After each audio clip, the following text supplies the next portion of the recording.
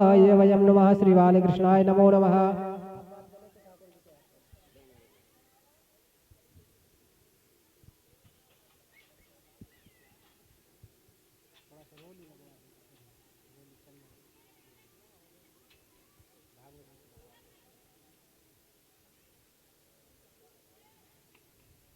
ओम त्वाम गंधर्वा अखिलस्त्वाम इंद्रस्त्वा बृहस्पति त्वामोपदेशो मो राजा विद्वान यक्षमादमुच्यत। वहीं छोड़वा दो।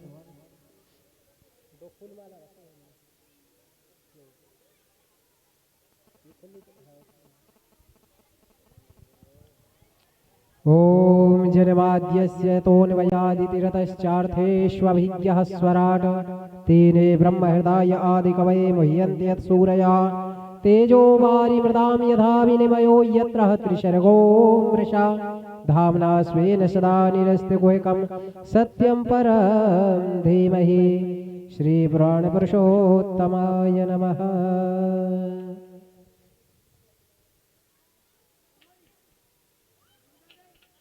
ओम व्यासाय विष्णुरूपाय व्यासरूपाय विष्णवे नमो वै ब्रह्मनिधये वासिष्ठाय नमो नमः। ओम नाभ्याशिदन्तरिक्षकुंसेष्णुहृदयौ शमवर्ततौ पृथिव्यां भूमर्दिशः श्रोत्रा तदा लोकान् कल्पयन्।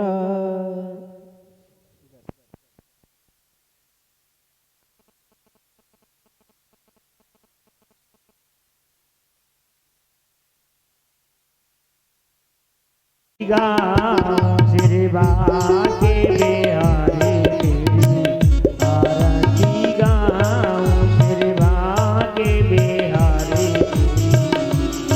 आरती गाऊं। आरती गाऊं प्यारे तुझी को मनाऊं। आरती गाऊं प्यारे तुझको मनाऊं। आरती गाऊं प्यारे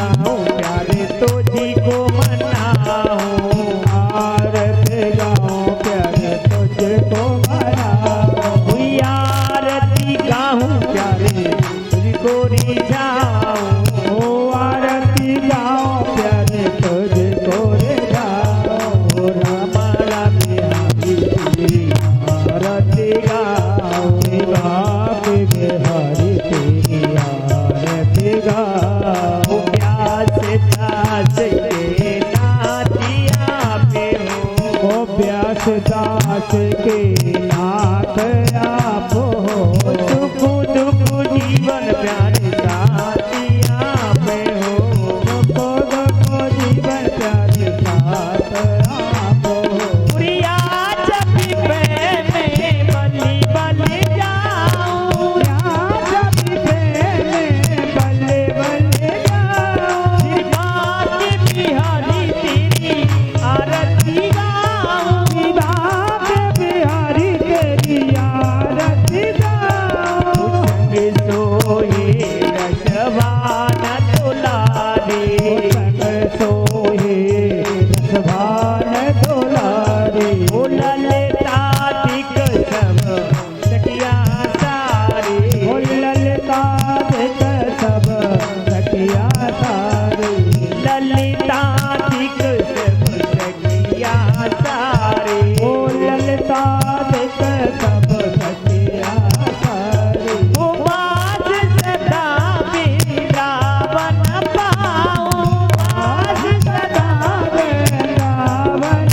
पाऊं, आके बिहारी तेरी आरती गाऊं, आके बिहारी तेरी आरती गाऊं, आरती गाऊं प्यारे तुझको मनाऊं, आरती गाऊं प्यारे तुझको मनाऊं, आरती गाऊं प्यारे तुझको रिझाऊं, आरती गाऊं प्यारे तुझको रिझाऊं। दास रजैया तेरी आरती गाऊं, तेरी धर तेरी आरती गाऊं, आके बिहारी तेरी आरती। ओ परिपूरी गौरव करुणावतार, संसार सार मुझे हार, सदा बसता मैं जार रे, भव भवानी ते नमामि, त्वमेव माता जगदा त्वमेव, त्वमेव बन्धो जगदा त्वमेव, त्वमेव विद्या द्रविणं त्वमेव, त्वमेव सर्वं मम देव देव, त्वमेव सर्वं मम देव देव, त्वमेव सर्वं मम देव देव। जलेनाशजलीकरणं पुष्पै देवादिवन्दनम्। ॐ महादेवः शान्तिरन्तरिक्षं शान्तिः पृथिवी शान्तिरापः शान्तिरोगदयः शान्तिः वनस्पतयः शान्तिर्विश्वे देवाः शान्तिर्ब्रह्म शान्तिः सर्वगुण शान्तिः शान्तिरेव शान्तिः श्यामा शान्तिरेधि। हरिः ॐ नन्दनन्दनाय विद्महे यशोदानन्दनाय धीमहि तन्नो श्रीकृष्णः प्रचोदयात्। नानासुगन्धिपुष्पाणि यदा कालोद्भवानि च पुष्पाञ्जलिर्मया दत्तगृहाण परमेश्वर। मन्त्रपुष्पाञ्जलिं समर्पयामि श्रीपुराणपुरुषोत्तमाय नमः। बोलिए श्रीमद्भागवत भगवान की, श्री वेदव्यास जी महाराज की, श्री सुखदेव जी महाराज की, श्री बांके बिहारी लाल की, राधा रानी सरकार की, गोपेश्वर महादेव की, वृंदावन धाम की, गिरिराज महाराज की, सब संतों की जय जय श्री राधे श्याम। जय श्री राधे, जय श्री राधे। सभी लोग अपने अपने स्थान को ग्रहण करें हुए ये ध्यान रखना है कि कल एकादशी है, इसलिए इसका लाभ फिर मिलने वाला नहीं है। तो यह इस तरह से कदम रख करके हमें स्वयं आगे ले जाता है। तो यह हमारा सौभाग्य है कि पूज्य व्यास जी ने ऐसा मार्ग हम सबके सामने रखा है, जिससे अपने जीविका को, अपनी नैया को, अपने पूर्वज को, अपने भविष्य को पार लगा सकते हैं।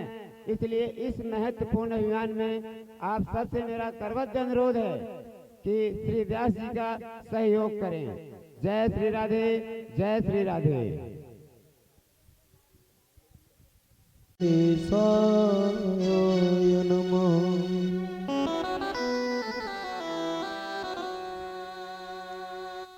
श्री सरस्वत्यै नमः।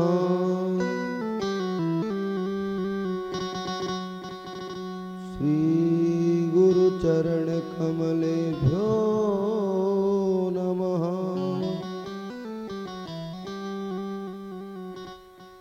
श्रीमातृपितृचरणकमलेभ्यो नमः।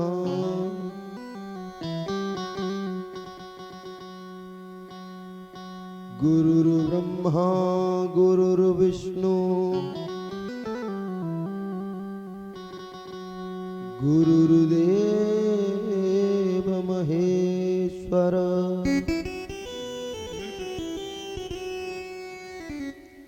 गुरुर्साक्षात् परब्रह्म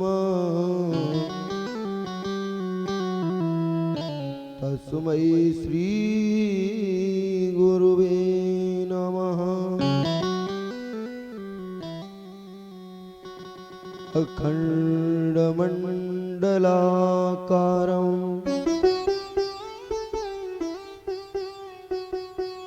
व्याप्तं येन चराचरं तत्पदं दर्शितं येन तस्मै श्री गुरुवे नमः।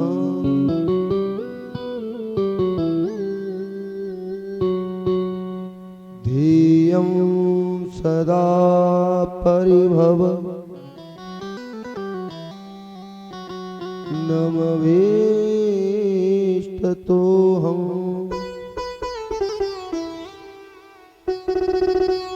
तीर्थास्पदं शिवविरं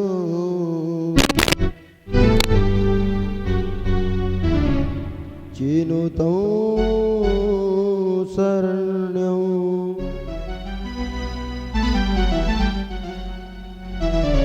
दुरत्यार्थिहं प्रणतपा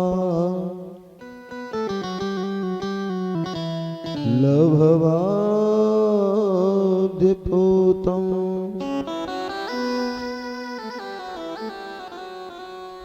वन्दे महापुरुषते चरणारविन्दं।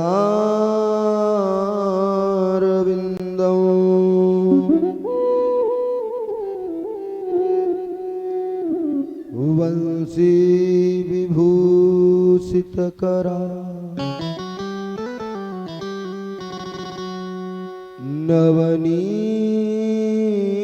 नवनीरदाभा पीताम्बरादरुणव्यो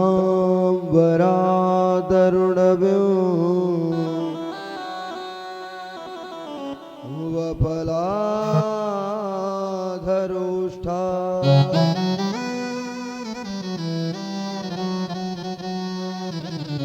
पूर्णेन्दुसुन्दरमुखा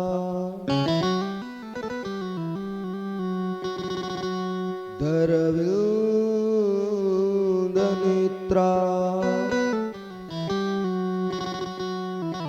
कृष्णात् परं किमपि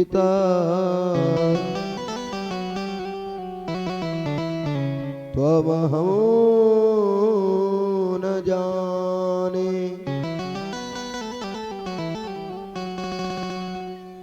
नारायणं नमस्कृत्य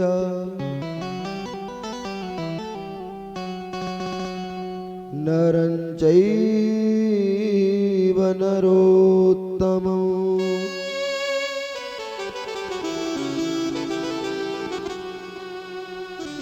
देवीं सरस्वतीं व्यासं ततो जयमुदीरये।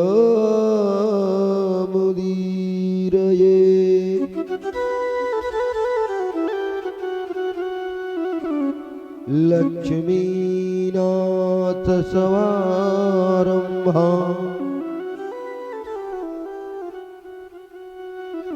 नाथया मुनिमध्यमा।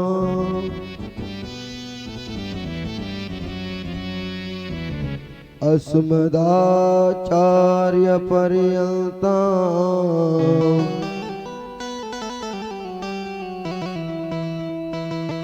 वन्दे गुरु परंपरा।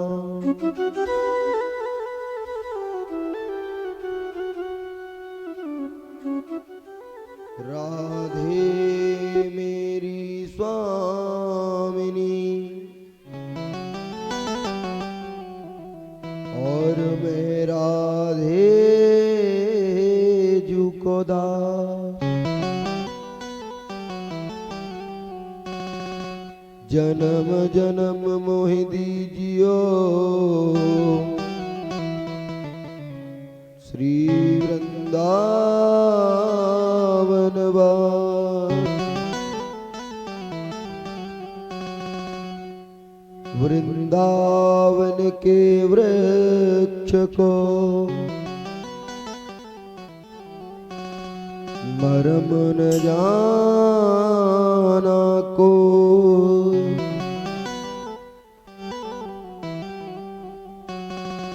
डाल डाल और पात पे श्री राधे राधे हो।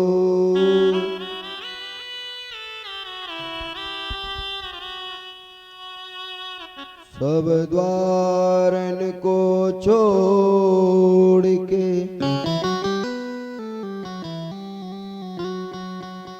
मैं आयो तेरे द्वार। हे वृषभान की लाडली मेरी ओर निहार।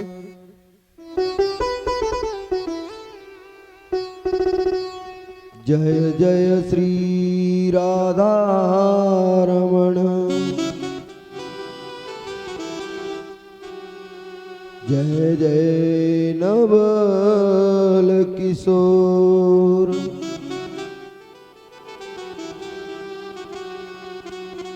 जय गोपी चित चोर प्रभु,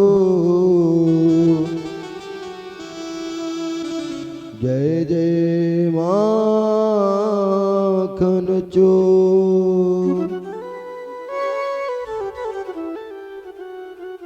बोली वृंदावन बिहारी लाल की जय, राधा रानी सरकार की जय, श्रीमद् भागवत महापुराण की जय, श्री सुखदेव जी महाराज की जय, श्री परीक्षित जी महाराज की जय, राजा रामचंद्र भगवान की जय, शंकर भगवान की जय, हनुमान जी महाराज की जय, गंगा मैया की जय, वस्ती माता की जय, गौ माता की जय, जय जय श्री राधे, जय जय श्री राधे, जय जय श्री राधे।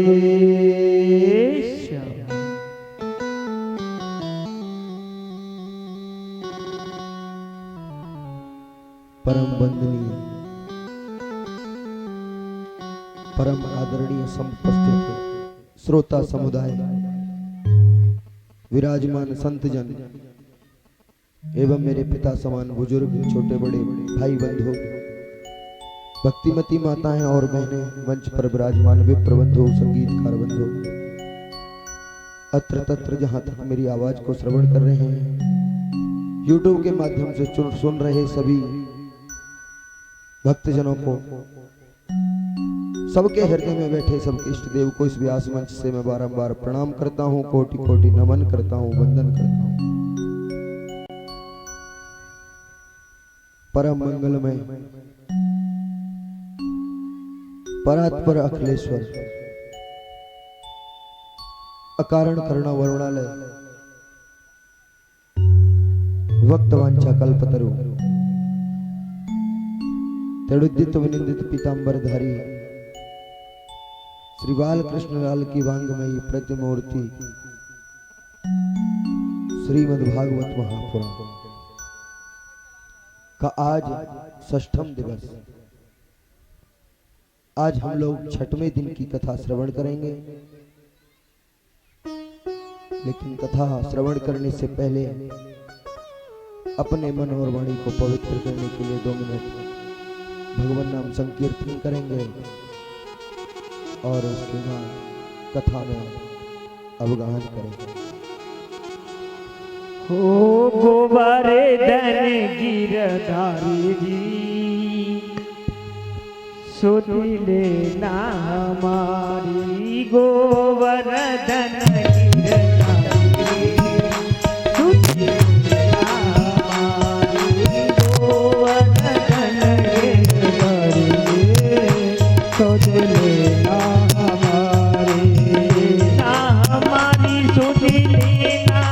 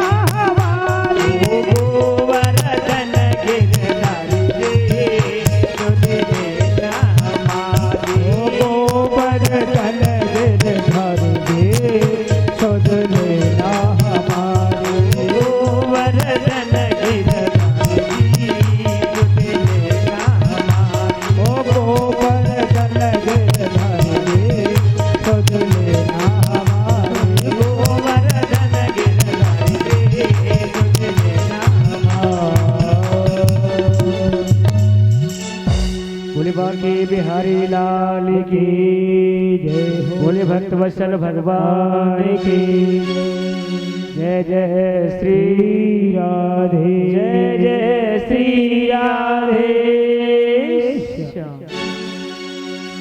एक बार प्रेम से बोलो राधे राधे।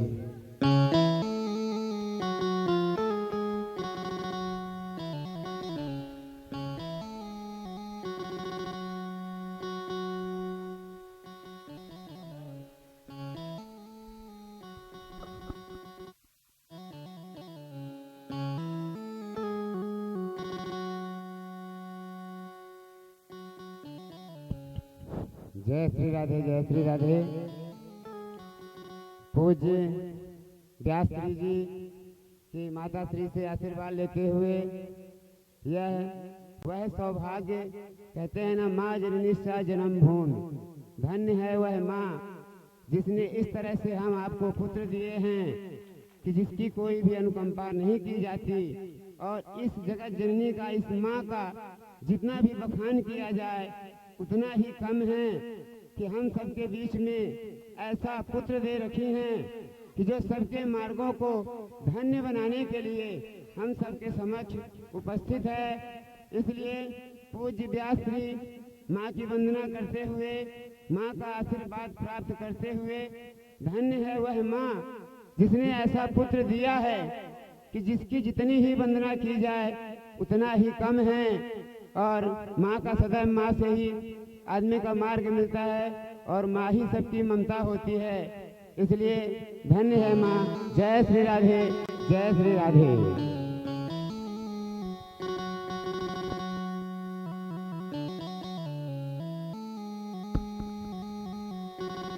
श्री राधे राधे। एक बार प्रेम से बोलो राधे राधे।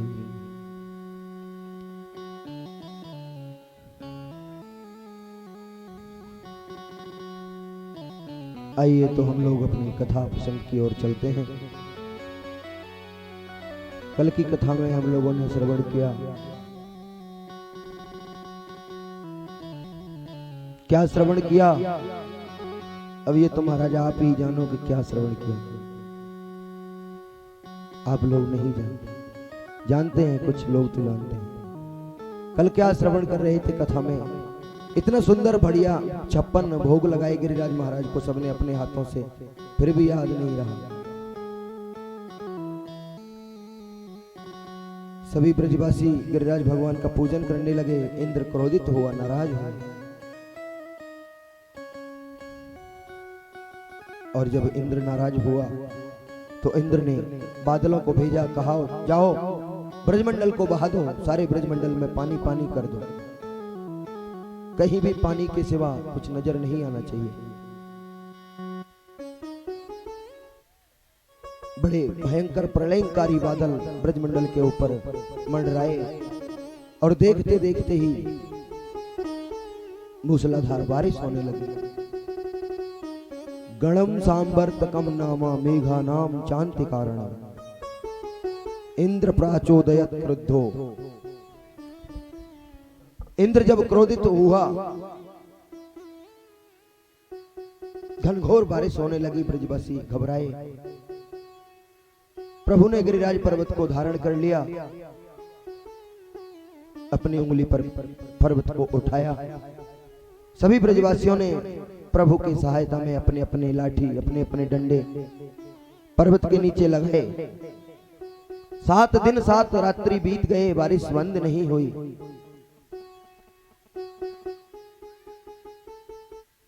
लेकिन जब इंद्र ने देखा ब्रजमंडल की ओर, तो ब्रजमंडल में धूल उड़ती हुई दिखाई देती है।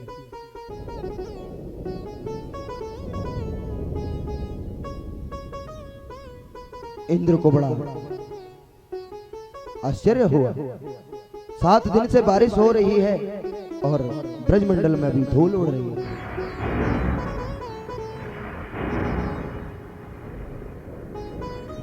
और जब देखा तो अगस्त मुनि उस सारे जल का पान कर रहे हैं जो बारिश से गिरने वाला जल है। गिरिराज पर्वत के ओर चारों ओर शेषनाग और एक सीमा बना करके लेटा है। जितना भी जल गिर रहा है सारा एकत्रित होता है और अगस्त मुनि उस सारे जल का पान कर रहे हैं। रामचरितमानस में भी वर्णन आता है, राम जी ने एक बार निमंत्रण किया था इनका, ब्राह्मणों को भोजन कराते थे। ब्राह्मण बेचारे थोड़ा बहुत खाते और चले जाते। एक दिन माता जानकी ने कहा कि ऐसा कोई ब्राह्मण बुला के लाओ, निमंत्रण करके आओ जो कुछ तो खाए थोड़ा बहुत। तो निमंत्रण किया गया, अगस्त मुनि का प्रसाद ग्रहण करने पहुंचे, भोजन कराया सुंदर, जो भी कुछ बनाया था सारा समाप्त हो गया। माता जानकी ने पुनः भोजन की व्यवस्था की और फिर भोजन कराया, वो भी समाप्त हुआ। प्रभु श्री राम ने कहा कि महाराज, माता जानकी के कहने से माँ जानकी ने कहा कि बताओ, अब तो ऐसे ब्राह्मण को निमंत्रण दे दिया जो बंद ही नहीं होता, कहो बीच में थोड़ा बहुत जल पान कर ले, पानी पी ले। तो कहा कि महाराज थोड़ा पानी पी लो, अभी समय है, विलंब है थोड़ा। तो बीच जब आएगा तब पानी पिएंगे, तो अभी शुरुआत हुई है, बीच आया ही नहीं तो पानी पिए कैसे। तो प्रभु श्री राम ने कहा था कि जब हम कृष्ण अवतार लेकर के आएंगे तो आपकी ये इच्छा पूर्ण होगी। और आज वही आकर के उस सारे जल का पान किया। और जब इंद्र को मालूम हुआ कि ये कोई साधारण बालक नहीं, क्योंकि ये साधारण बालक का काम नहीं हो सकता। लेकिन इधर 7 दिन बीत गए तो ब्रजवासी लोग कहने लगे, लाला रे थक गया होगा भैया, तू परेशान हो गया होगा, अब ऐसा कर तू थोड़ा आराम कर ले, हम गिरिराज पर्वत को पकड़ लेते हैं। प्रभु को मन ही मन हंसी आने लगी। कहा ठीक है। और प्रभु ने उंगली को जरा सा नीचे की ओर किया, तिल भर ही नीचे खिसकाया कि सबके लाठी डंडे चूर चूर हो गए। अरे भैया रोकियो, भैया का भयो कन्हैया, भैया रोकियो, लाला रोकियो। प्रभु ने पुनः पर्वत को धारण किया तो ग्वाल बाल कहने लगे कि लाला, हमें तो ऐसा लगता है कन्हैया, पहले तो तू माखन ही चुराता था, लेकिन आजकल हमारी सारी शक्ति भी चुराने लग गया। हमारी सारी ताकत तूने खींच ली, तेरे में इतना बल आ गया हम सबका, और तूने अकेले ने इसको धारण कर लिया गिरिराज पर्वत को। तो मेरे प्रभु ने कहा कि सखाओ, कछु माखन को बल बढ़ो और कछु गोपन करी सहाय, और श्री राधे जू की कृपा से मैंने गिरवर लियो उठा।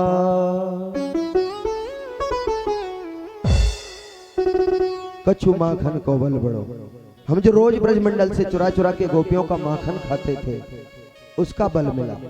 और कछु गोपन करी सहाय, कुछ ग्वाल वालों ने भी, आप लोगों ने भी मेरी सहायता की, और किशोरी श्री राधा रानी की कृपा से मैंने आज गिरिराज पर्वत को धारण कर लिया। इंद्र ने जब ये सब देखा तो इंद्र को बड़ा अपने अंदर ग्लानि हुई, ये तो भगवान का काम है, भगवान के सिवा दूसरा ये कोई नहीं कर सकता। और जब इंद्र को अपनी गलती का एहसास हुआ तो इंद्र ने आकर के प्रभु से क्षमा याचना की। कहा प्रभु मुझसे बड़ा अपराध हुआ, भूल हो गई, मैं आपके स्वरूप को पहचान नहीं पाया। जब इंद्र, ब्रह्मा, कुबेर आदि उस परब्रह्म परमात्मा नारायण को नहीं जान पाते तो हम भला अज्ञानी कैसे उस परात्पर पर ब्रह्म को जान सकते हैं। और गलती हमारी नहीं है, जब हम उसको जानते नहीं तो हमें उसके प्रति प्रेम, उसके प्रति प्रीति हो नहीं सकती। हो जाने बिनु न होई प्रतीति,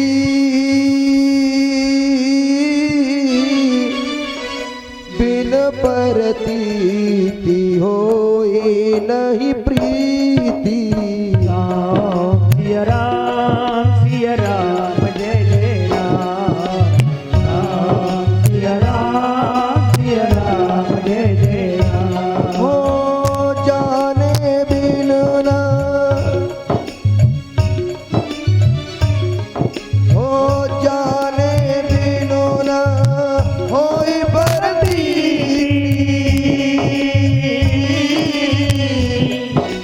बिनु प्रतीति होई नहीं प्रीति। सिया राम जय जय राम, सिया राम जय जय राम। जब तक हम किसी के बारे में जानते नहीं तब तक हमें उससे प्रेम नहीं हो सकता, ये सत्य है। और जाने बिन न होए प्रतीति, और बिन प्रतीत होए नहीं प्रीति।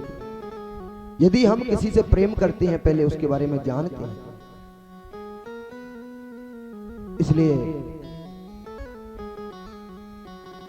परमात्मा के स्वरूप को पहचानते ही नहीं तो उससे प्रेम हो कैसे सकता है। इसलिए प्रयास करो, उसके स्वरूप को पहचानो, उसे जानो, उसका स्मरण करो, उसका चिंतन करो, उसका गुणानुवाद करो, उसका कीर्तन करो। एक बार प्रेम से बोलो राधे। इंद्र ने प्रभु से क्षमा याचना की और इसके बाद सुखदेव स्वामी वर्णन करते हैं कि परीक्षित, इसके बाद एक बड़ा सुंदर प्रसंग आता है जिसे कहते हैं रास प्रसंग। प्रभु ने गोपियों के साथ रास रचाया।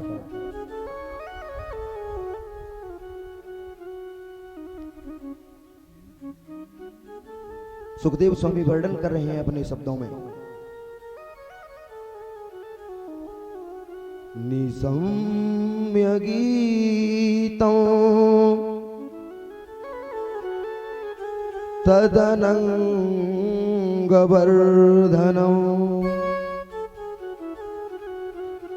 ब्रजस्त्रिया कृष्णगृहीतमानसा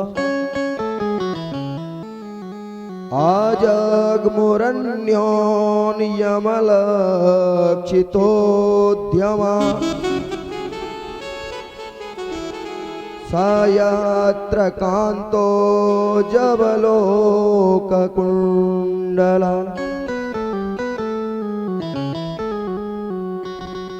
सुखदेव स्वामी कहते हैं कि परीक्षित, आज शरद पूर्णिमा की रात्रि को अर्धरात्रि का समय था और निसम्य गीतम तदनंग वर्धनम ब्रजस्त्रिया कृष्ण गृहीत मानस।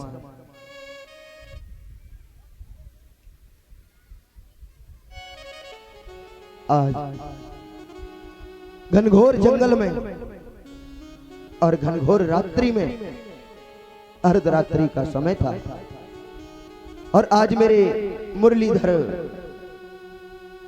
गोविंद ने अपनी वेणु का निनाद किया। उसमें बड़ा सुंदर करुणामय स्वर जब बजाया वेणु को गोविंद ने, तो जब वेणु की आवाज गोपियों के कानों में पहुंची, ब्रजस्त्रिया कृष्ण गृहीत मानस, जो जिस कार्य को कर रही थी उसे करना भूल स्तब्ध हो गई, शरीर की गति रुक गई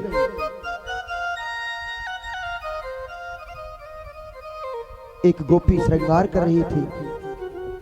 जब वेणु की आवाज, मुरली की आवाज कानों में पहुंची, भूल गई।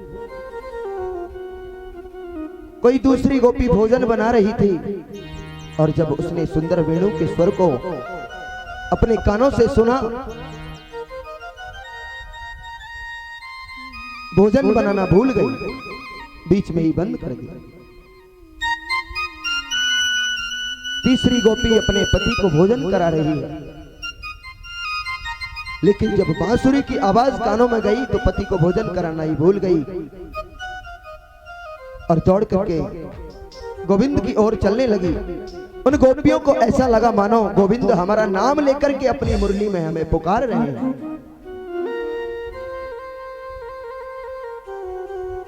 जो जिस कार्य में थी उसे वहीं छोड़ दिया और घनघोर रात्रि में जंगल की ओर दौड़ पड़ी। गोपी के पति ने पूछा, कहां जा रही हो? तुमने नहीं सुना? श्याम सुंदर हमें पुकार रहे हैं, बुला रहे हैं। बोली, नहीं जा सकती तुम। तो उस गोपी ने बड़ा सुंदर जवाब दिया अपने पति देव को। कहा कि स्वामी, इस शरीर पर ही केवल तुम्हारा अधिकार है और यदि आप चाहते हो कि मैं नहीं जाऊं तो आप केवल मेरे शरीर को जाने से रोक सकते हो और मेरे मन को जाने से नहीं रोक सकते। और उस गोपी ने अपने शरीर का त्याग कर दिया और उसकी आत्मा गोविंद के चरणों में समर्पित हो गई।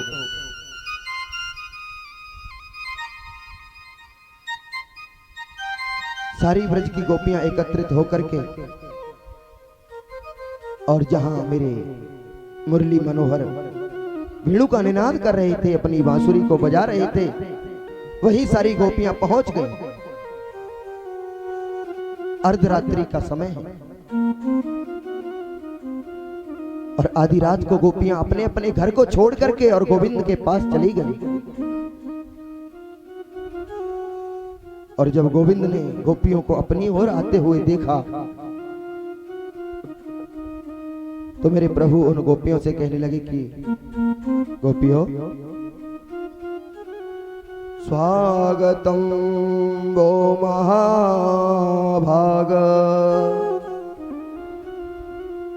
प्रियं क्यों करवाणि वा,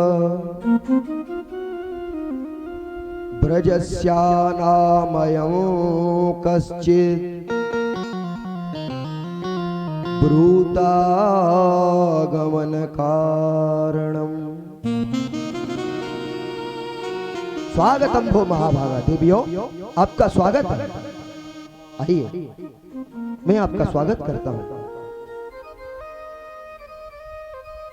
लेकिन देवियों, ब्रजस्यानामयं कश्चित् ब्रूतागमन कारण, इतनी घनघोर रात्रि को और ऐसे घनघोर जंगल में तुम्हारे आने का कारण मैं नहीं समझ पाया। प्रियम किम करवाणे, ब्रूतागमन कारणम, क्या कारण है तुम्हारे आने का, क्यों आई हो? जब गोपियों ने सुना कि क्यों आई हो, मन में विचार करने लगी। अभी बुला रहे थे और अब आ गई तो पूछने लगे कि क्यों आई हो। गोविंद ने कहा कि देवियों, रजन्ये सा घोर रूपा, घोर सत्वानि सेविता,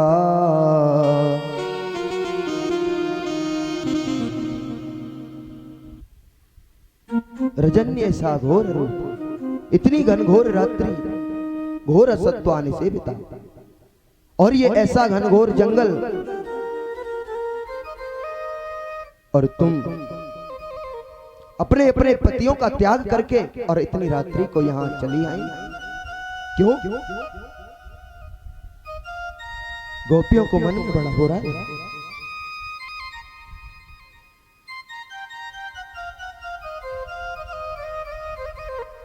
गोपियां मन में विचार करने लगी। पहले बुलाया और आ गई तो कारण पूछते हैं आने का, क्यों आई? प्रभु आपने ही तो हमें बुलाया था, इसीलिए तो हम आए।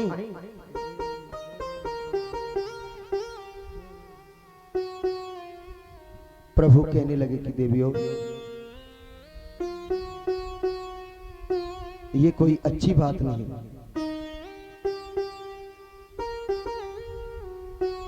कोई स्त्री और अर्धरात्रि के समय आधी रात को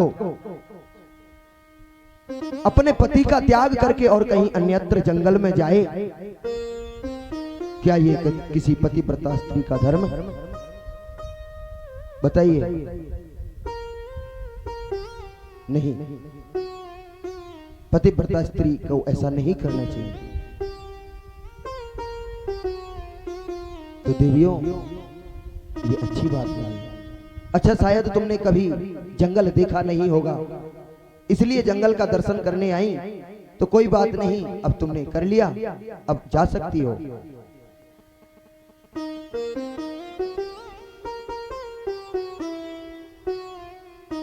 गोपियों ने सोचा, बताओ, एक दूसरे से वार्ताएं करते हैं।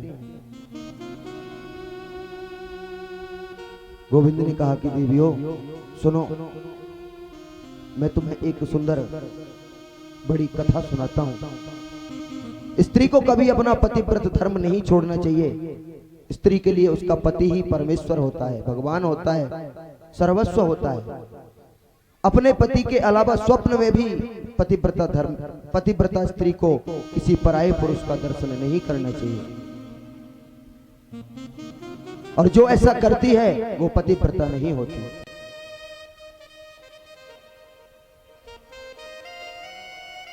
देवियों, पतिव्रत धर्म का कितना बड़ा फल होता है, मैं तुम्हें इसके लिए एक उदाहरण बताता हूं। गोविंद कहने लगे, गोपियां कहने लगी बताओ। तो गोविंद ने कहा कि गोपियों, एक स्त्री थी और वो बड़ी पतिव्रता थी, पतिव्रत धर्म का पालन करने वाली थी। लेकिन आजकल तो ऐसा देखने को कम ही मिलता है कि जो पतिव्रत धर्म में निष्ठित हो, जिसकी निष्ठा अपने पति के प्रति हो, ऐसी स्त्रियां का कुछ आजकल अभाव नजर आता है। क्षमा करें मेरी बात का बुरा न माने, लेकिन ऐसा अधिकतर है। तो गोविंद कहते हैं कि गोपियों, वो स्त्री बड़ी पति परायण है, पति के प्रति बड़ी निष्ठा है उसकी।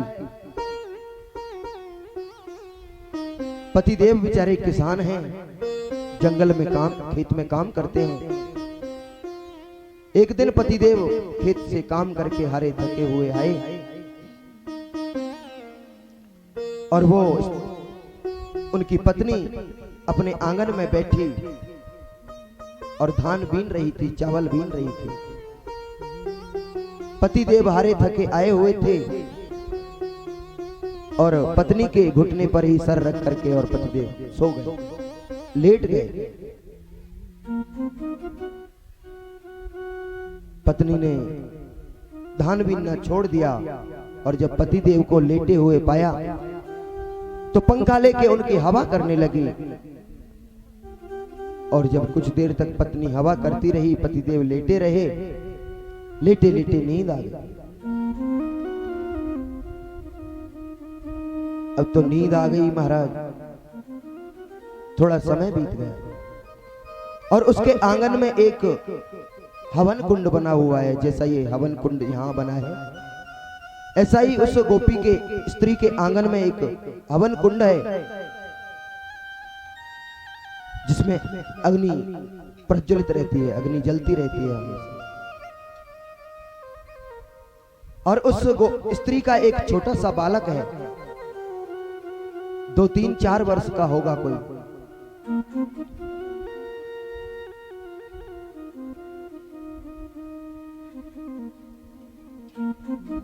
अब जब गोपी ने देखा कि उस का बालक खेलते खेलते अचानक उस अग्निकुंड की ओर पहुंचा जब उसने देखा कि ये अग्नि में गिर जाएगा, अग्नि की ओर जा रहा है,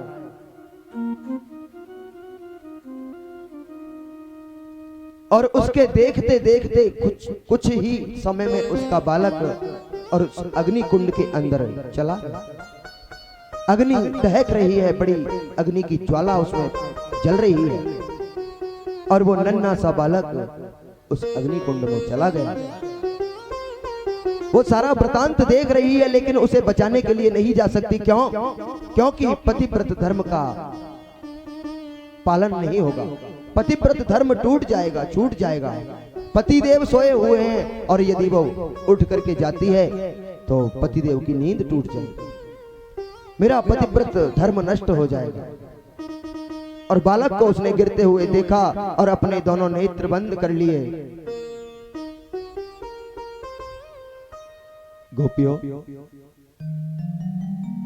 कुछ समय के बाद उसके पति की जब नींद टूटी, पति का सर हटाया और दौड़ करके अग्नि कुंड के पास पहुंची। और जब उसने जाकर के देखा तो जलती हुई अग्नि की ज्वाला में उसका बालक क्रीड़ा कर रहा है, खेल रहा है। तो ये पतिव्रत धर्म का प्रभाव है कि अग्नि भी उसके बालक का कुछ नहीं बिगाड़ पाई। और तुम हो कि रात के 12 बजे आधी रात को अपने अपने पतियों को छोड़ के चली आई। ऐसा नहीं करना चाहिए। गोपियां कहने लगी, गोविंद, ऐसी कथा तो तुम्हें हम भी सुना सकते हैं, यदि तुम कहो तो सुनाएं। तो गोविंद ने कहा कि सुनाइए। तो गोपियां कहती है कि गोविंद, एक स्त्री है, बड़ी पतिव्रता है बेचारी, जब तक पति की सेवा नहीं कर लेती भोजन नहीं करती।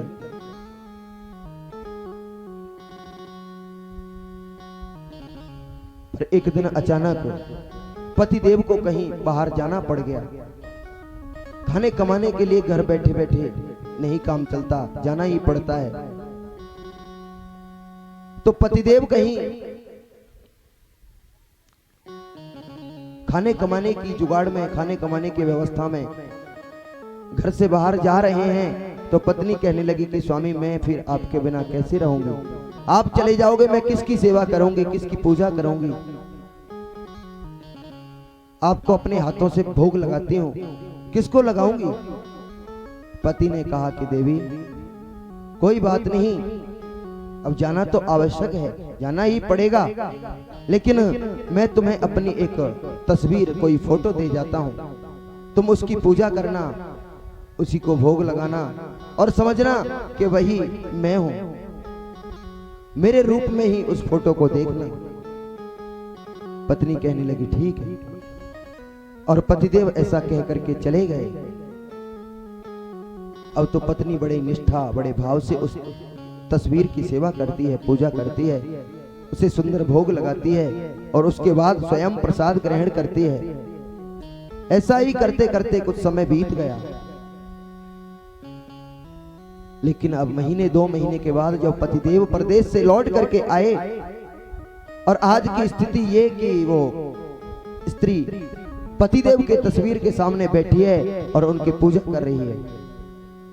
इसके बीच में ही पतिदेव आए और आकर के द्वार का दरवाजा खटखटाया, देवी दरवाजा खोलो। लेकिन वो पूजा करने बैठी है। तो गोविंद, अब आप हमें ये बताओ कि उस स्त्री को करना क्या चाहिए?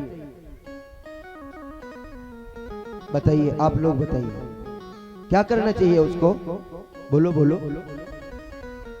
पतिदेव द्वार पर खड़े हैं, आवाज लगा रहे हैं, देवी दरवाजा खोलो।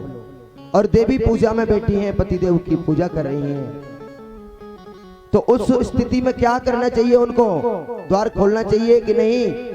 बताओ बताओ, कुछ तो मत होगा आपका। खोलना चाहिए, खोलना चाहिए, खोलना चाहिए। क्यों? बीच में पूजा अधूरी छोड़ दे। हाँ, लेकिन यहाँ बड़ी सुंदर बात कही है। मीरा जी अपने भाव में बताती हैं,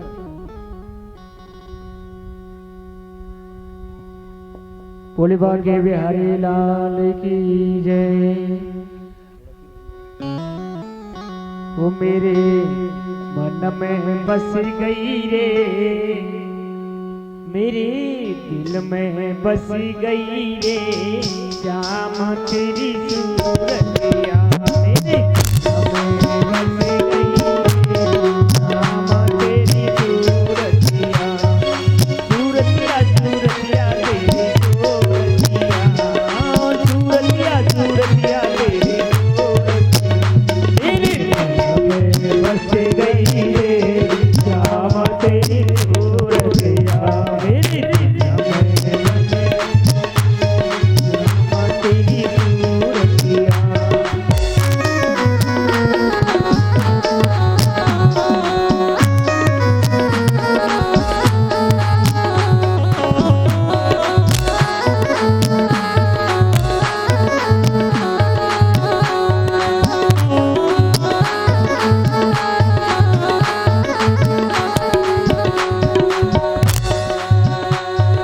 कजरा रे तेरे नैना तारे मन को लागे प्यारे, कजरा रे तेरे नैना तारे मन को लागे प्यारे, कजरा रे तेरे नैना तारे मन की लागे प्यारे, मेरी आसी में गई रे, श्याम तेरी सूरतिया, मेरी दिल में बस गई रे, श्याम तेरी सूरतिया।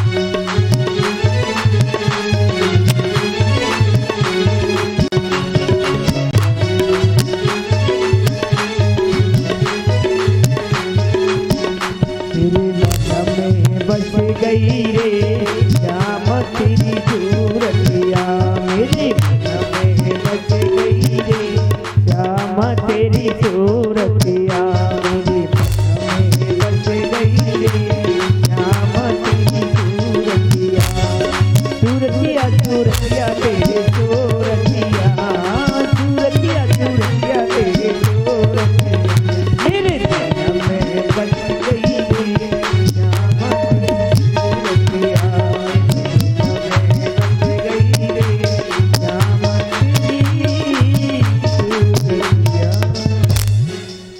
बोलिए भक्तवत्सल भगवान की जय। तो गोपियां कहने लगी कि गोविंद